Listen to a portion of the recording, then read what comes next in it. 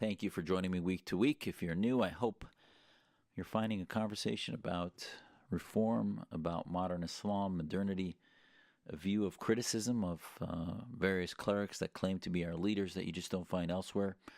This humble American Muslim correspondent who I believe can help bring about some critical thinking, can bring about some change, and begin to bring coalitions together of thought leaders like our Muslim reform movement that reject Islamism. This week we saw the brand newly minted ambassador on religious freedom, Governor Brownback, Ambassador Brownback now, start unbelievably by embracing Shaikh Bin Bayyah. Shaikh Bin Bayyah. I told you I wanted to talk to you about some of the segments of what he has said, some of the things that should have made it a no-brainer.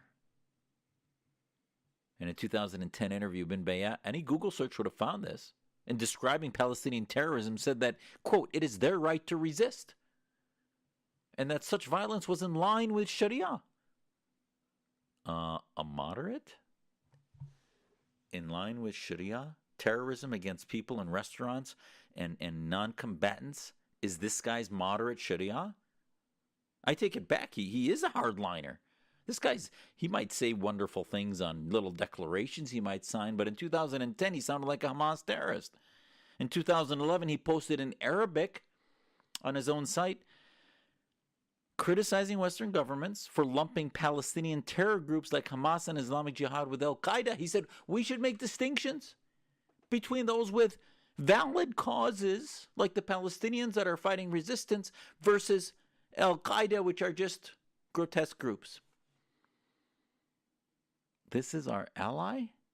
He's a radicalizer. That's how American Muslims are radicalized, and that's why you have sermons that in the last 2 months, I talked to you last week about sermons that were anti-Semitic, flagrantly anti-Semitic, reciting jihadi hadith interpretations that called for the death of Jews because President Trump declared Jerusalem the capital of Israel, which it is, and said we were just going to move our embassy there.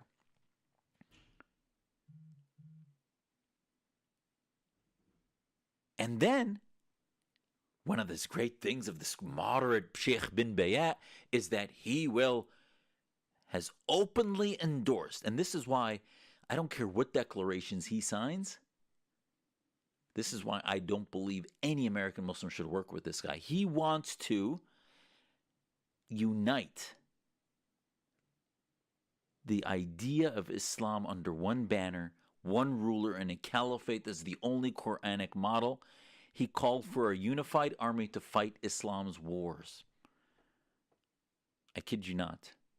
So this guy's form of moderation is somehow that, and this might be a shortcut that many in the State Department or elsewhere want to employ, because, well, if we have a guy who's anti-Al-Qaeda, anti-ISIS, can help us, it becomes a lot easier to shortcut and say, oh, this has not been Islam because the Pope of Islam, Bin Bayyah, says that this is okay. And the Zaytuna Institute, Sheikh Hamza Yusuf, loves him and hugs him and calls him his teacher and grovels before his knees, etc. So therefore he must be somebody we should love, since the Catholic convert come Muslim has a supposedly speaks Arabic fluently, doesn't have an accent, and he appears to be an Americanized Muslim.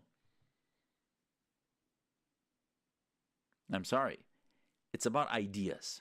What are Bin Bayyah's ideas? And he has never, and as PJ Media points out, he has never recanted his role with the Islamic Union of Muslim Scholars. None of these fatwas, none of these rulings on the Palestinian radicals and militants. He has never recanted his position on the Caliphate. He has never recanted his position on Hamas. These are important. Let's look at September 2012, Benghazi, which was we lost an ambassador there. So Ambassador Brownback, one of your previous now colleagues, Ambassador Stevens, was killed. We know the whole controversy politically after what happened with Secretary Clinton, etc., and what she did or did not do. And at the time, Bin Bayyah called for Western governments to outlaw speech criticizing religions. So he endorsed the view that if the attacks that killed 4 Americans, as PJ Media says, were not justified, they were a reasonable, expected response to a provocation of an anti-Islam video. And the Clinton State Department pushed that same thing and then tried to draw it back after they flooded themselves with idiocy on the Sunday morning shows.